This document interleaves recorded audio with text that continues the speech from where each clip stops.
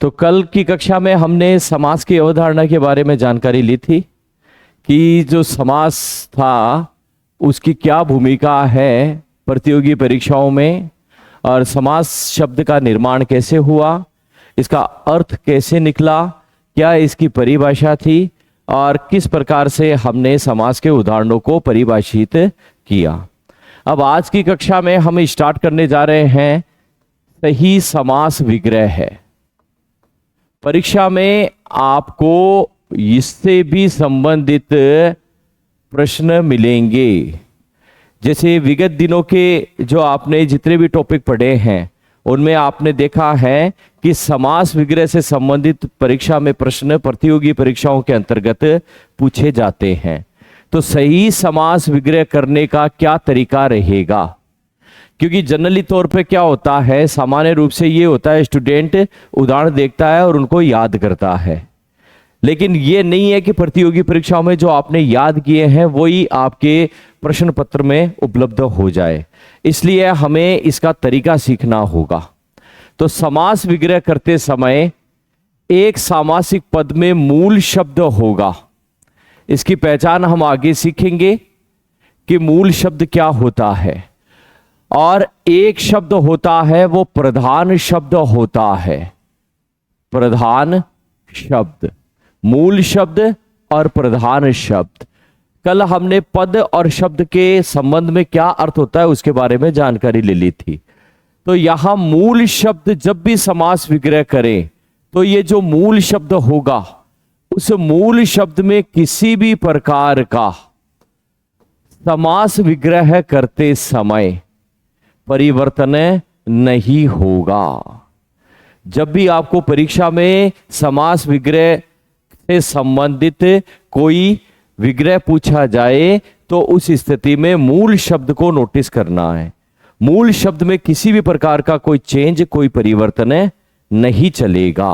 परिवर्तन किस आधार पे हो सकता है?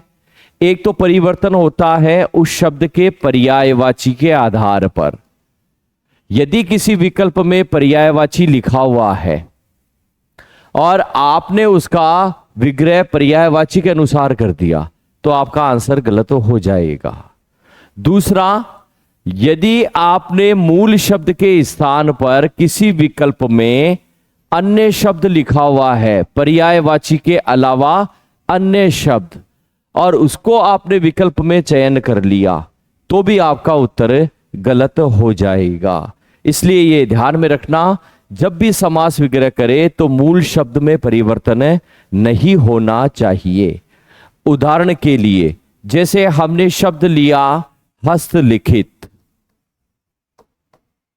हस्तलिखित, अब हस्तलिखित ये आपके विगत प्रतियोगी परीक्षाओं में पूछा गया प्रश्न है।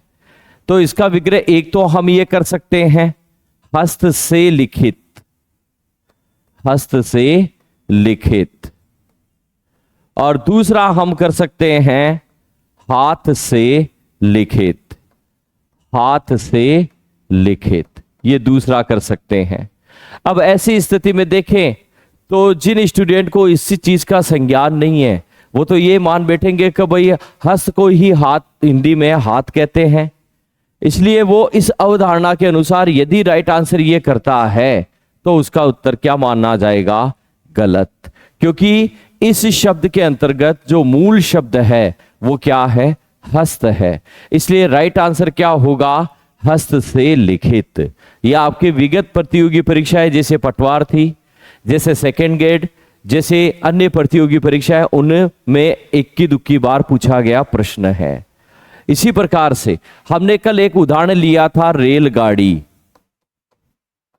कक्षा के मध्य हमने उदाहरण लिया था रेलगाड़ी और इसका विग्रह किया था हमने रेल पर चलने वाली गाड़ी, यह हमने विग्रह किया था।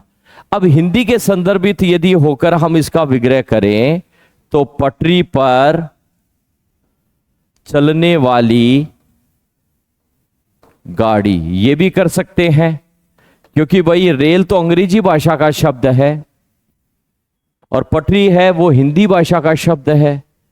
अब कोई स्टूडेंट ये मान ले कि भाई रेलगाड़ी का विग्रह है पटरी पर चलने वाली गाड़ी। ये आरपीएससी के द्वारा सेकंड ग्रेड हिंदी भर्ती परीक्षा का प्रश्न था, 2000 लगभग 13-14 के आसपास जो भर्ती हुई थी उसमें। अब आरपीएससी ने इसका राइट आंसर ये माना रेल पर चलने वाली गाड़ी, न कि ये माना। कारण क्या था? क्योंकि यहां जो रेल शब्द है वो इस शब्द का मूल शब्द है, और जैसे कि मैंने बताया कि समास विग्रह करते समय मूल शब्द में परिवर्तन नहीं होगा, तो यहां हम चेंज नहीं करेंगे। हालांकि हमने रेल का अर्थ या इसका पर्यायवाची ये लिख दिया, लेकिन जैसे हमें नियम पता चला कि मूल शब्द में परिवर्तन नहीं होगा, न तो उसके स्थान पे पर्यायवाची आएगा न कोई अन्य शब्द आएगा। रेल अंग्रेजी भाषा का शब्द है, मूल शब्द चाहे किसी भी भाषा का हो, किसी भी भाषा का हो, उसमें चेंज नहीं होगा। इसलिए राइट आंसर क्या बनेगा? रेल पर चलने वाली गाड़ी, पटरी पर चलने वाली गाड़ी, लोहा पथगामिनी, इस तरीके से जो विग्रह होंगे वो सदैव गलत माने जाएंगे। तो ये विग्रह करने का तरीका है। क्या सीखा हमने? कि जब भी समास विग्रह करें तो मूल शब्द में क्या नहीं करें? परिवर्तन। परिवर्तन किस आधार पर? पर्यायवाची के आधार पर या अन्य शब्द के आधार पर। ठीक है। अब यहां पर हम आगामी रूप में सीखेंगे कि मूल शब्द और प्रधान शब्द की पहचान कैसे हो। तो पहले तो इस नियम को लिखिएगा, नोट लगाकर लिखना है अब, और इसमें लिखना है जब भी किसी भी सामासिक पद का, जब भी किसी भी सामासिक पद का समास विग्रह किया जाए, जब भी किसी भी सामासिक पद का समास विग्रह किया जाए तो उसके मूल शब्द में, तो उसके मूल शब्द में किसी भी प्रकार का, उसके मूल शब्द में किसी भी प्रकार का, चाहे पर्यायवाची के आधार पर, उसमें किसी भी प्रकार का, चाहे पर्यायवाची के आधार पर या चाहे पर्यायवाची के आधार पर या अन्य शब्द के आधार पर, अन्य शब्द के आधार पर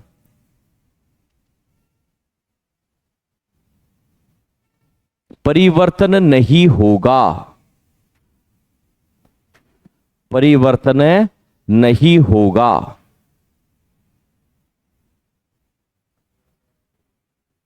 उदाहरण के लिए जैसे हस्तलिखित, हस्तलिखित, इसमें सही और गलत दोनों विग्रह को लिखना है ताकि परीक्षा के नजदीक ध्यान में रहे। हस्तलिखित का विग्रह हो जाएगा हस्त से लिखित, इसको राइट का निशान कर दीजिएगा भाई।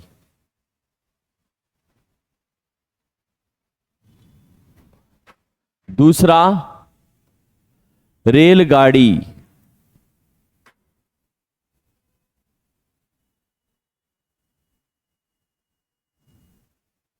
दूसरा रेलगाड़ी, इसमें भी सही और गलत दोनों को नोट कीजिएगा और रेल पर चलने वाली गाड़ी को सही कीजिएगा।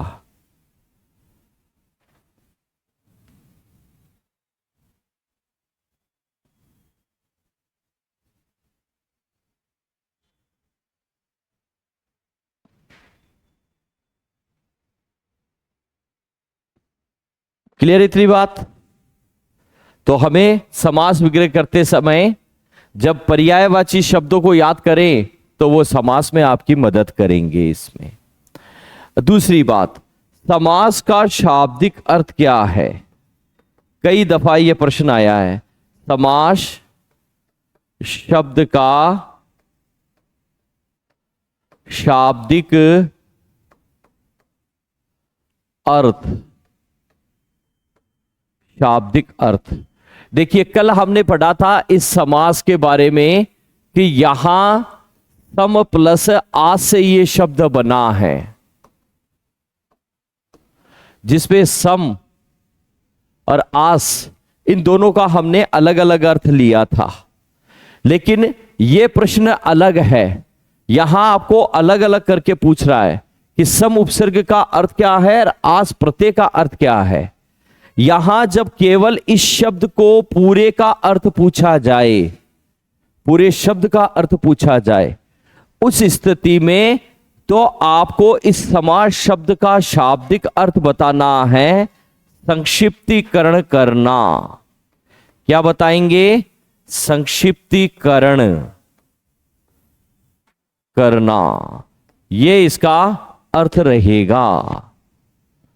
संक्षिप्त रूप में जब हम किसी समास विग्रह को लेके चलते हैं, जैसे उदाहरण के लिए ये, तो समास विग्रह काफी लंबा बनता है। लेकिन जब इसी सामासिक पद को या समास विग्रह को हम इस सामासिक पद में जोड़ देते हैं तो इतने बड़े रूप का ये संक्षिप्त रूप हो जाता है। इसलिए परीक्षा में ध्यान रखिएगा, समास का शाब्दिक अर्थ पूछा जाए तो क्या आंसर करेंगे? संक्षिप्तीकरण करना। एक दूसरा प्रश्न।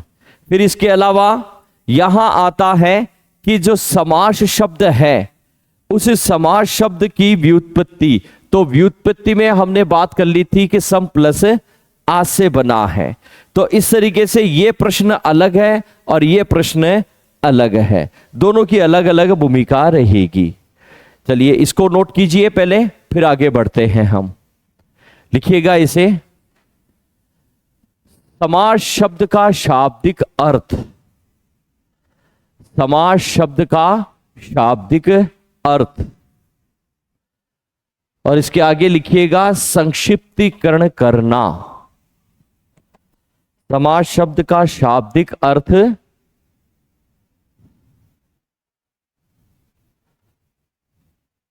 और इसमें लिखिएगा संक्षिप्तीकरण करना।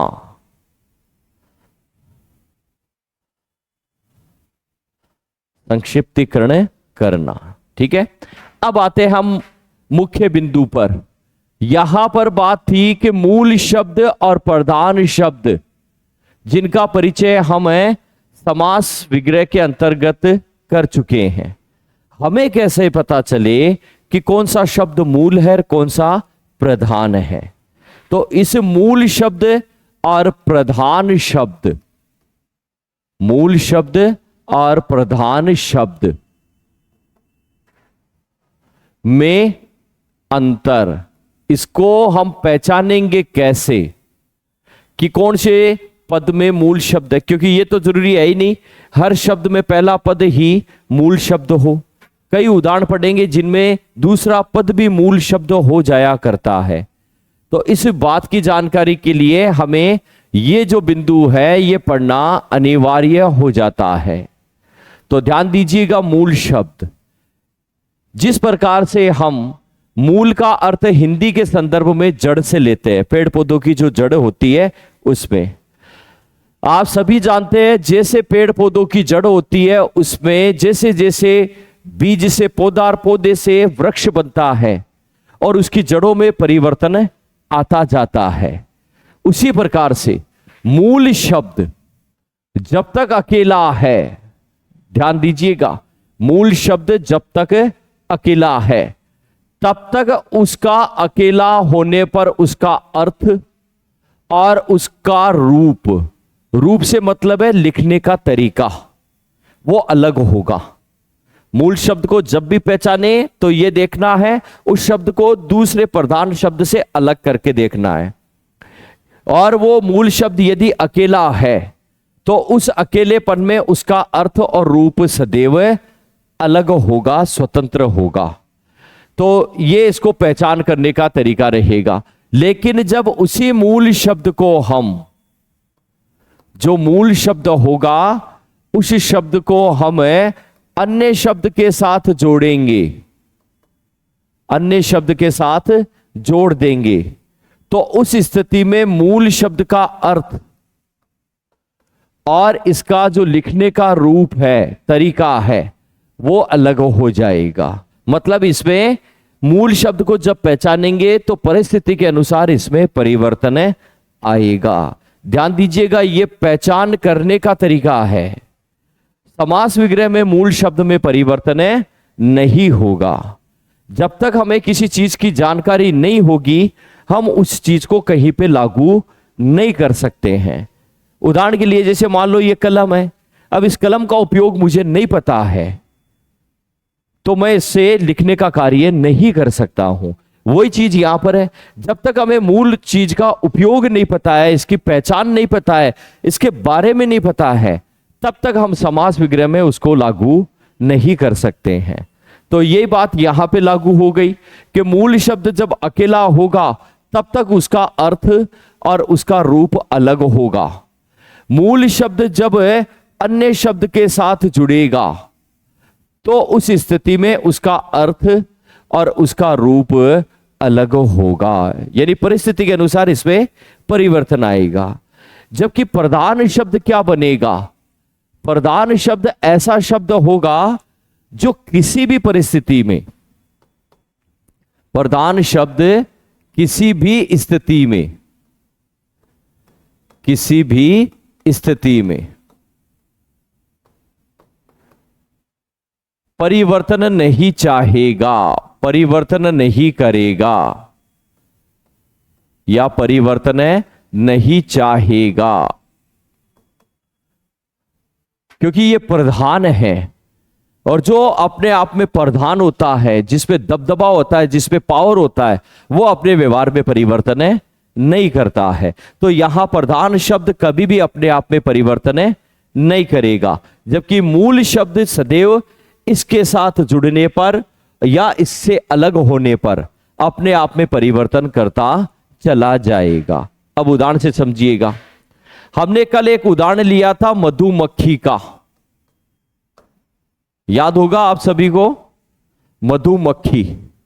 यहां दो पद हैं, एक तो मधु और एक मक्खी। अब यदि मधु का अर्थ लें तो मधु का अर्थ होता है यहां पर शहद। मधु का अर्थ क्या है? शहद। मधु हिंदी में शहद के लिए ही आता है। और मक्खी का अर्थ ले तो मक्खी एक प्रकार का क्या है भाई? जीव। मक्खी एक प्रकार का क्या है? जीव। अब इसको ऐसे समझना, मान लो मैंने मक्खी के साथ मधु शब्द नहीं जोड़ा तो मक्खी का अर्थ क्या दिया? जीव। या मान लो मैंने मक्खी के साथ मधु को नहीं जोड़ा तो मधु का अर्थ क्या निकला? शहद। अब ध्यान में रखना, जैसे ही मैं इस पद को इसके साथ जोड़ता हूं, इसके साथ, मक्खी के साथ, या यूं मान लो मक्खी को मैं मधु के साथ जोड़ता हूं, कैसी भी स्थिति में, दोनों में से एक शब्द है जो अपना अर्थ बदल लेता है परिस्थिति के अनुसार, और परिस्थिति के अनुसार जो अर्थ बदले उसको हम क्या मानते हैं? मूल शब्द। तो यहां अकेला अर्थ शहद ने, मधु ने अपना अर्थ शहद दिया और मक्खी ने अपना अकेला अर्थ जीव दिया। जैसे ही मैंने मधु को मक्खी में जोड़ा, एक शब्द आया मधुमक्खी। अब जरा बताइए, मधुमक्खी शहद है या एक प्रकार का जीव है? मधुमक्खी एक प्रकार का शहद है या जीव है? जीव मतलब कोई प्राणी, कोई प्राणी है या शहद है? मधुमक्खी। मधुमक्खी को क्या मानोगे? एक प्राणी मानोगे या नहीं मानोगे? मानेंगे, क्योंकि संसार में जो भी सांस लेता है वो हमारे लिए क्या माना जाता है? यहां प्राणी माना जाता है। तो मधुमक्खी भी एक प्राणी हो गया। मतलब है जहां इस शब्द ने अपना अकेला अर्थ शहद दिया था, अब उसने इससे संबंध बनाकर इस शब्द ने, मक्खी शब्द ने उस शब्द को, मधु शब्द को भी जीव बना दिया। तो मतलब इस शब्द में परिस्थिति के अनुसार परिवर्तन हो गया। अकेला होने पर इसने अर्थ दिया था शहद, इसके साथ जुड़ने पर यह भी क्या बन गया? एक प्रकार का जीव। तो ये जो शब्द है वो हमारे लिए मूल शब्द बन गया, क्योंकि इसने परिस्थिति के अनुसार परिवर्तन कर लिया। तो यह हमारे लिए क्या बन गया? यहां पर मूल शब्द। यह पहचान करने का तरीका रहा। जबकि मक्खी शब्द अकेला भी अर्थ क्या दे रहा था? जीव। और इसके साथ जुड़कर इसको भी क्या बना दिया? जीव। तो इस शब्द ने अपने आप में परिवर्तन नहीं किया, तो यह हमारे लिए क्या बन गया? प्रधान शब्द। क्योंकि परिभाषा यही तो आई है ना कि जो अपने अर्थ में परिवर्तन कर ले परिस्थिति के अनुसार वो मूल शब्द, जो परिवर्तन ना करे वो क्या है? प्रधान शब्द। इसी प्रकार से हमने शब्द लिया यहां पर कल रेलगाड़ी, रेलगाड़ी। अब यहां देखिएगा आप, रेलगाड़ी शब्द को पढ़े तो पहला पद बनता है रेल और दूसरा पद बनता है गाड़ी। अब गाड़ी शब्द का क्या अर्थ लेते हैं आप? हम ये तो बोलते हैं हम भाई अपनी गाड़ी लेके आए हैं, मतलब हम हमारा साधन लेके आए हैं, ये बोलते हैं हम कहीं पे जाते हैं तो। और रेल का अर्थ अकेला होने पर अर्थ क्या लिया जाता है? पटरी। रेल का अकेला होने पर क्या अर्थ लेते हैं हम? पटरी। अब मान लो जैसे ही गाड़ी को मैंने रेल के साथ जोड़ा, ध्यान देना बात पर, या रेल को मैंने गाड़ी के साथ जोड़ा, तो रेलगाड़ी एक साधन बना या पटरी बना? साधन, क्योंकि इससे भी यात्रा होती है और रेल शब्द को गाड़ी के साथ जुड़ने पर वो भी साधन हो जाता है रेलगाड़ी, और रेलगाड़ी से भी क्या होती है? यात्रा। मतलब इस शब्द ने अपना अर्थ साधन रखा और इस शब्द ने अपना अर्थ पटरी रखा। लेकिन जैसे ही मैंने दूसरे पद को पहले पद में जोड़ दिया, गाड़ी को मैंने रेल में जोड़ दिया या रेल को मैंने गाड़ी में जोड़ दिया, तो फिर स्थिति बदल गई। तब रेल शब्द था जो पटरी के अर्थ में था, अब वो भी साधन बन गया। मतलब परिस्थिति के अनुसार इस शब्द में क्या आ गया? परिवर्तन रेल में। तो यहां यह हमारे लिए परिवर्तन आ गया, तो कैसा शब्द बन गया भाई? मूल शब्द। जबकि गाड़ी शब्द वैसा का वैसा रहा, गाड़ी शब्द वैसा का वैसा रहा, तो यह हमारे लिए फिर क्या बन गया? यहां पर प्रधान शब्द। क्योंकि अकेला भी साधन का अर्थ दे रहा था और इसके साथ जुड़कर इसको भी साधन बना दिया, तो यह हमारे लिए यहां प्रधान शब्द बन गया। ठीक है, अब इसको नोट कीजिएगा, लिखिएगा इसे। मूल शब्द और प्रधान शब्द में अंतर, यह हेडिंग लगानी है। मूल शब्द और प्रधान शब्द में अंतर।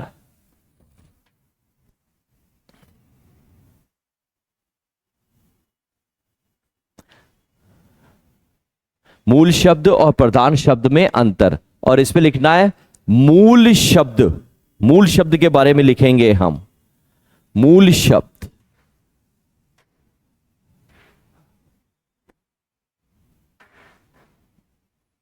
मूल शब्द के बारे में लिखेंगे, तो इसमें लिखना है मूल शब्द अकेला होने पर, मूल शब्द अकेला होने पर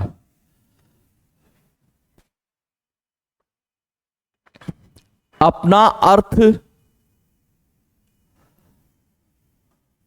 और अपना रूप, अपना अर्थ और अपना रूप अलग बताता है।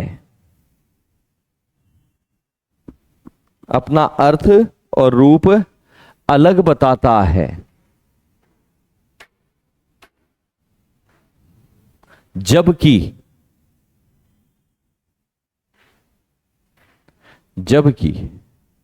अन्य शब्द के साथ जुड़ने पर, जबकि अन्य शब्द के साथ जुड़ने पर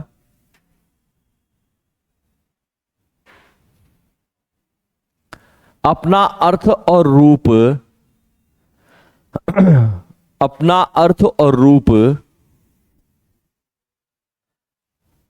अलग बताता है।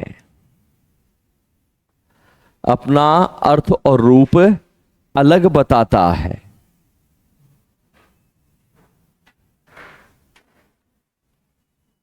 फिर लिखिएगा प्रधान शब्द।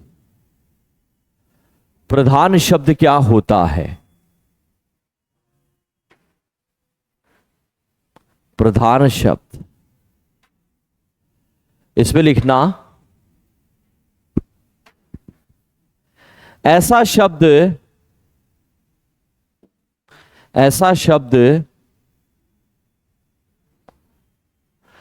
जो मूल शब्द के साथ जुड़ने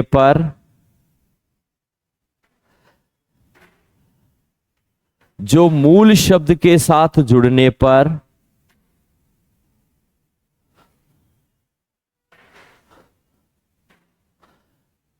या अकेला होने पर कभी भी अपने अर्थ में परिवर्तन नहीं करता है। कभी भी अपने अर्थ में परिवर्तन नहीं करता है।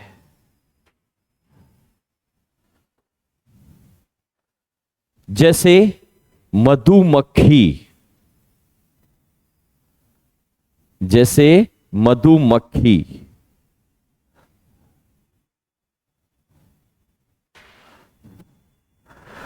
तो यहां मधु शब्द के नीचे तो लिख लो शहद, और मक्खी शब्द के नीचे लिख लो जीव।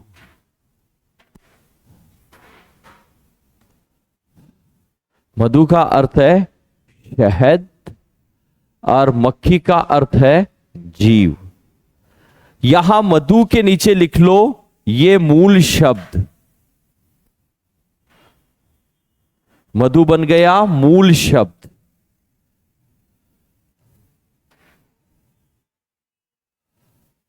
और मक्खी के नीचे लिख लो प्रधान शब्द,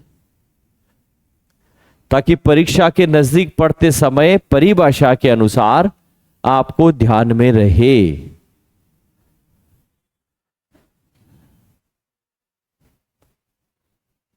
इसी प्रकार से दूसरा उदाहरण, रेलगाड़ी।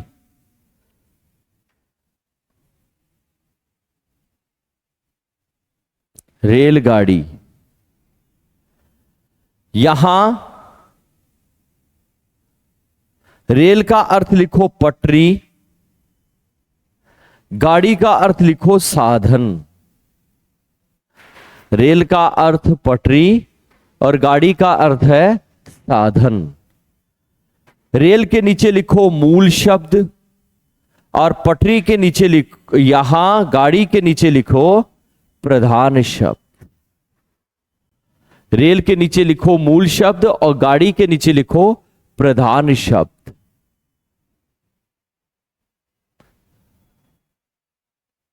प्रधान शब्द। ये दोनों बातें क्लियर। अब यहां पर एक बात आई कि भाई यहां पर भी द्वितीय पद प्रधान, इसी को तो मक्खी को माना ना हमने द्वितीय पद प्रधान, यहां पर भी दूसरा या द्वितीय पद प्रधान। तो ये जरूरी नहीं है कि दूसरा पद ही प्रधान हो, कई उदाहरणों में पहला पद भी प्रधान होता है।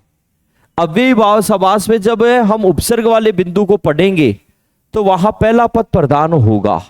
जैसे हमने शब्द लिया यहां पर बेवजह है, बेवजह है। ये जो शब्द बना है वो बे से बना है, बे उपसर्ग से और वजह है यानी कारण से बना है। यहां बे का अर्थ है रहित और यहां वजह का अर्थ है कारण। हम बोलते भी है ना इसकी क्या वजह है, यानी इसका क्या कारण है। कोई बात हो जाती है तो बोलते इसका क्या वजह है, क्या कारण है। अब यहां पर है बे का अर्थ लिया रहित और वजह का अर्थ लिया कारण। यहां यह हमारे लिए प्रधान शब्द होगा क्योंकि इसने अपना अर्थ फिक्स कर दिया है रहित के लिए। और जो जो शब्द ऐसे जो शब्द या इसके स्थान पे अन्य शब्द, वजह के स्थान पे अन्य शब्द जब जब इसके साथ जुड़ेंगे ये उन सबको क्या करता जाएगा, रहित। तो यहां वजह से इसने कर दिया रहित यानी बिना वजह के। इसी प्रकार से हमने शब्द लिया बेशर्म। तो बे यानी रहित और शर्म यानी लज्जा या लाज। तो शर्म से क्या कर दिया? रहित। बेवजह है बेशर्म, बेबुनियाद। तो बुनियाद से क्या हो गया? रहित। तो देखा आपने कि बे कभी अपना अर्थ नहीं बदल रहा है। इसके साथ जब जब दूसरा पद जुड़ेगा ये इन सबको क्या करता जाएगा? रहित करता जाएगा, उसके बिना करता जाएगा। जैसे शर्म के बिना, जैसे वजह के बिना, जैसे बुनियाद के बिना। तो ये रहित करता जाएगा उसे। इसलिए बे शब्द कभी भी अपना अर्थ नहीं बदलेगा। तो यहां पर ऐसे उदाहरणों पर यह हमारे लिए कैसा शब्द बन जाएगा? प्रधान। क्योंकि मैंने क्या बताया था, प्रधान शब्द वो होगा जो कभी भी अपना अर्थ और रूप ना बदले। और यहां बुनियाद शब्द है, यह अपना अर्थ बदल लेता है। बुनियाद का अकेला होने पर अर्थ होता है नींव, स्तंभ, आधार। और इसके साथ जुड़ते ही ये हो जाता है स्तंभ, आधार, इनसे रहित। तो यहां पर यह प्रधान हो गया और यह क्या बन गया? मूल शब्द। मूल शब्द। इसलिए ये उदाहरण भी उतारे, बेवजह है। इसमें इस शब्द को बे को कर दे आप प्रधान, बे को कर दे प्रधान, और वजह शब्द को कर दे यहां पर मूल।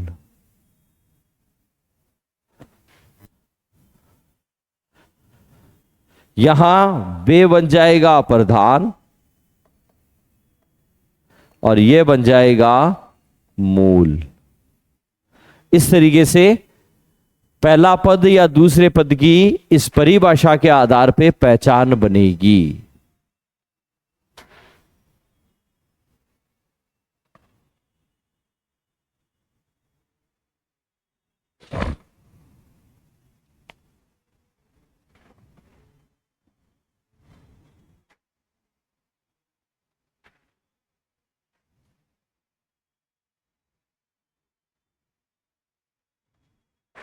तो बेवजह है, बेबुनियाद, बेशर्म, ऐसे बहुत से उदाहरण आएंगे हिंदी में। बेहया, बेवफा,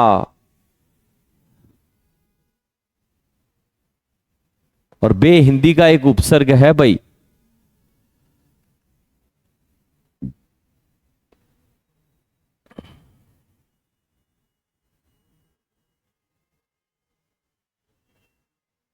क्लियर?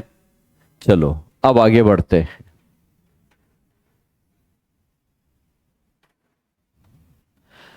तो ये बेसिक बातें थी कि समास विग्रह करते समय कैसे सावधानी बरतनी है, मूल शब्द और प्रधान शब्द को कैसे समझना है। कल वाले में हमने देखा कि समास शब्द या सामासिक पद का निर्माण कैसे हुआ है।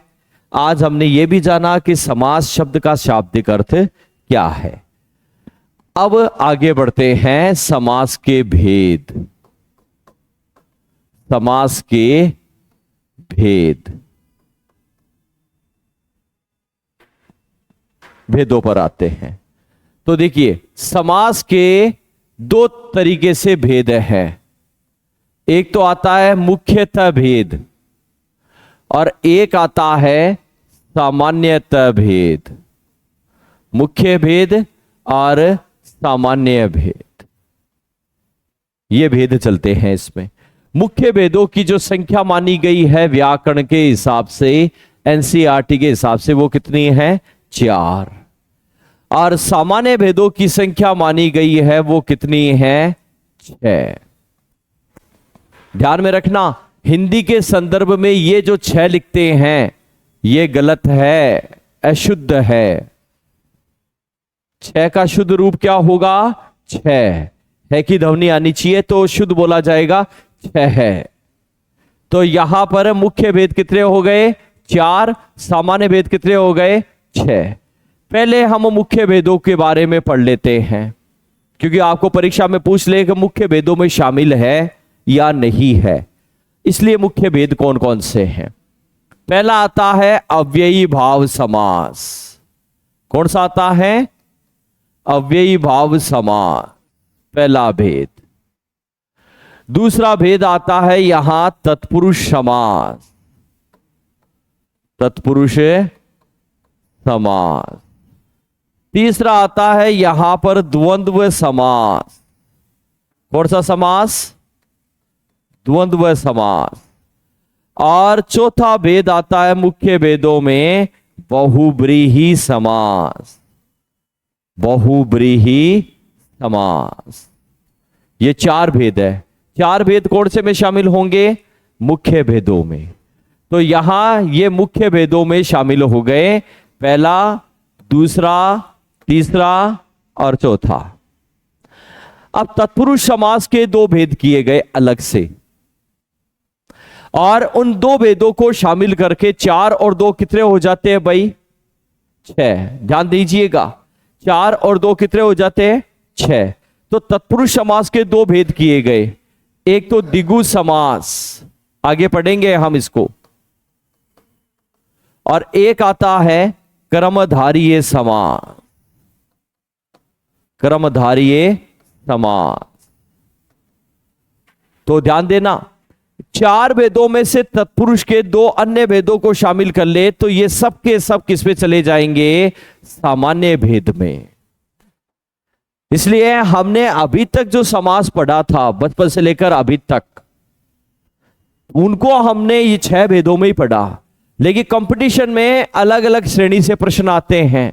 इसलिए आपको ये ध्यान में रखना है कि यदि ये शब्दावली आ रही है मुख्य भेद कितने हैं तो आपको कितने बताने हैं? चार।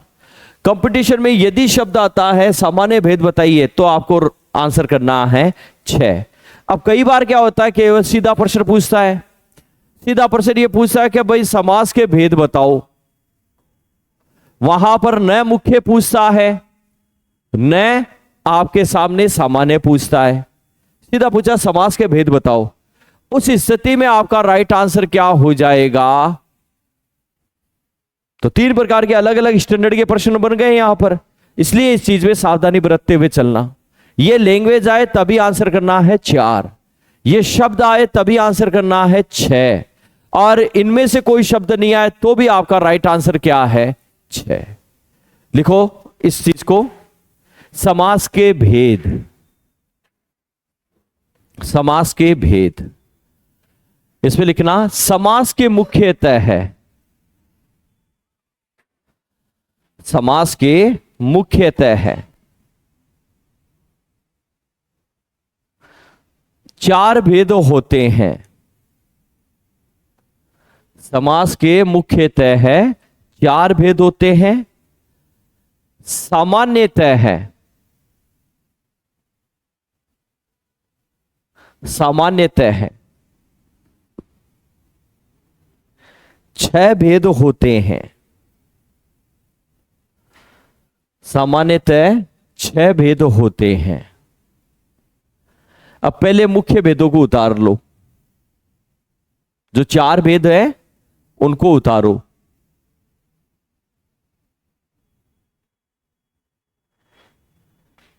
चार भेद,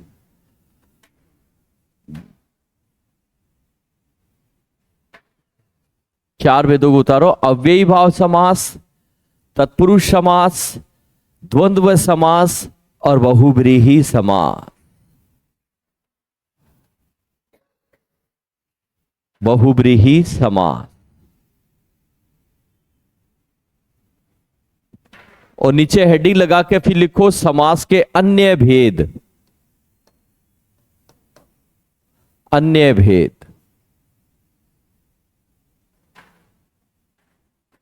इसमें लिख लो द्विगु समास और कर्मधारीय समास, कर्मधारीय समास।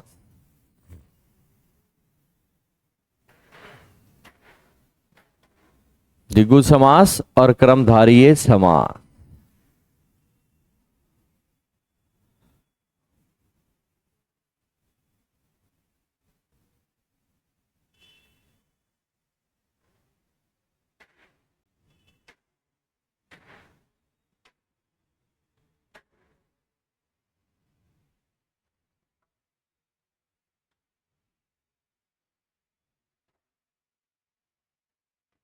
नोट लगा के नीचे लिखना, नोट लगाकर नीचे की तरफ एक नोट लिखना। द्विगु समास और कर्मधारय समास, द्विगु समास और कर्मधारय समास दोनों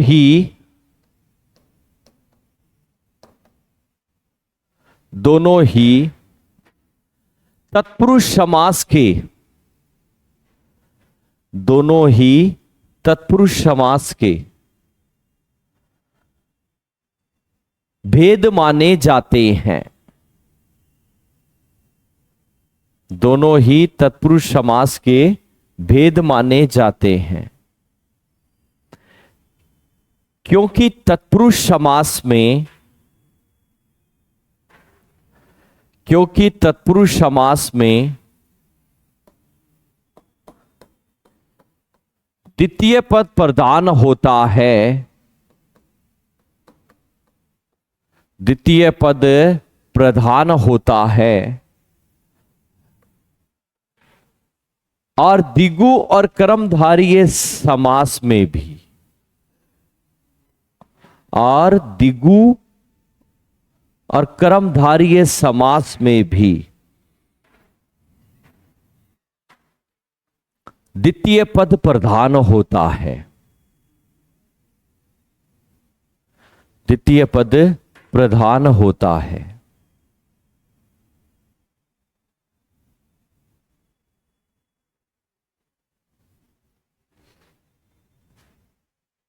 कोई पूछे परीक्षा में कि भाई तत्पुरुष समास के द्विगु और कर्मधारय दो अलग अलग भेद क्यों हैं, तो हमारा राइट आंसर क्या होगा?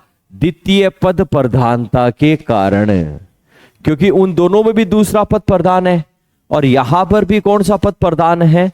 दूसरा पद। तो पदों की समान प्रधानता के कारण ये जो दोनों भेद है द्विगु और कर्मधारय, वो किसके भेद माने जाएंगे? तत्पुरुष समास के। ऐसा रिप्लाई करना है। चलो अब हम आते हैं पहले समास पर। आज की कक्षा में हम पहले समास को पढ़ते हैं।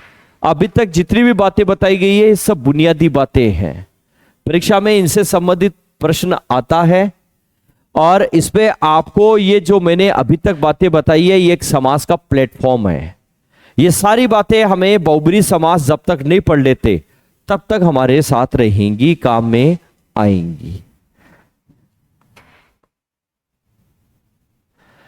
अब पहला भेद को हम पढ़ रहे हैं। मुख्य भेदों में पहला भेद आएगा अव्ययी भाव समास।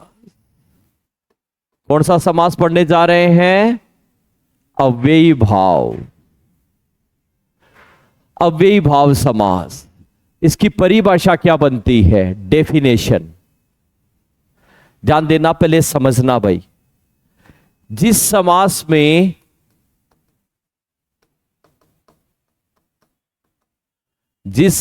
में प्रथम पद प्रधान हो, प्रथम पद प्रधान हो। ध्यान देना, प्रथम पद क्या होना चाहिए? प्रधान। प्रधानता की मीनिंग बताई थी मैंने अभी, मूल शब्द और प्रधान शब्द के साथ। क्या अर्थ होता है प्रधानता का? ऐसा शब्द जो कभी भी अपना अर्थ नहीं बदले, वो शब्द क्या होगा? प्रधान शब्द। इसमें कौन सा शब्द होगा अव्ययी भाव समास में? प्रथम पद। प्रथम पद कभी भी अपना अर्थ नहीं बदलेगा, जैसा है एक बार अर्थ दे दिया तो दे दिया, उसे हम क्या कहेंगे? अव्ययी भाव समास। अब इसमें इतनी बात पर्याप्त नहीं है कंपटीशन में, ध्यान देना, पहले ध्यान दो। तो यहां पर जिस समास में प्रथम पद प्रधान हो, लेकिन प्रथम पद प्रधान होने के साथ साथ निम्न में से तीन स्थिति बने, तीन स्थितियां हो, उनमें से एक स्थिति आपको मिलनी चाहिए। पहला पद प्रधान होगा लेकिन तीन स्थितियां जो हम यहां पे लिखने जा रहे हैं उनमें से एक स्थिति आपको ध्यान में होनी चाहिए। तो पहली एक स्थिति क्या बनेगी यहां पर, प्रथम पद में कोई उपसर्ग हो। प्रथम पद प्रधान है तो प्रथम पद में क्या हो, उपसर्ग हो। प्रथम पद में उपसर्ग, लेकिन सभी उपसर्ग नहीं। धीरे धीरे कक्षाओं को पढ़ेंगे तो समझ में आएगा कौन कौन से उपसर्ग और कौन कौन से उपसर्ग नहीं। सभी उपसर्गों को हम नहीं मानेंगे, क्योंकि ऐसे तो तत्पुरुष समास में भी उपसर्ग के उदाहरण मिलेंगे हमें। तो प्रथम पद में उपसर्ग हो। दूसरा, प्रथम पद में कोई अव्ययी शब्द हो। प्रथम पद में अव्ययी शब्द हो, अविकारी शब्द हो। और तीसरी स्थिति, दोनों पदों में एक शब्द की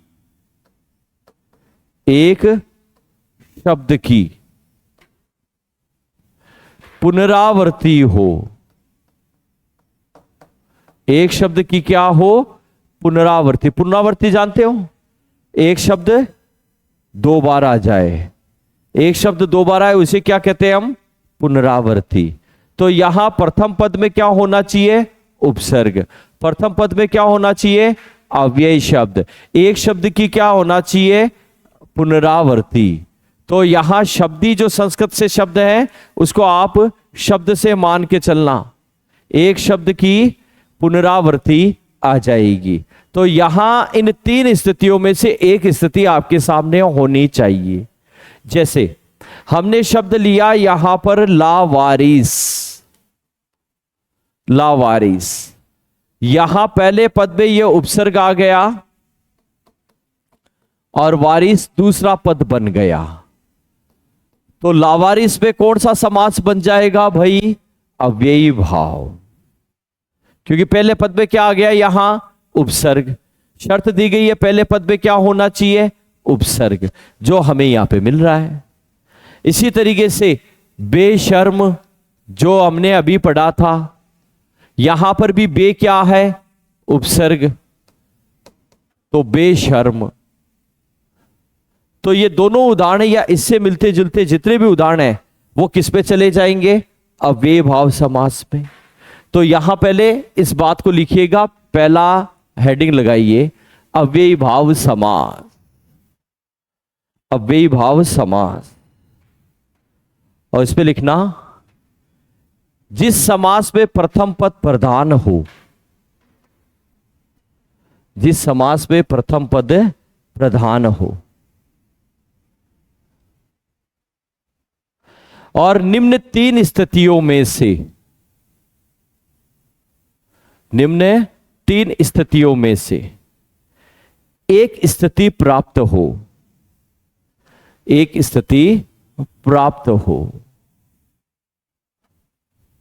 अब ये तीनों स्थितियां उतार लेना इसमें, ठीक है। बाकी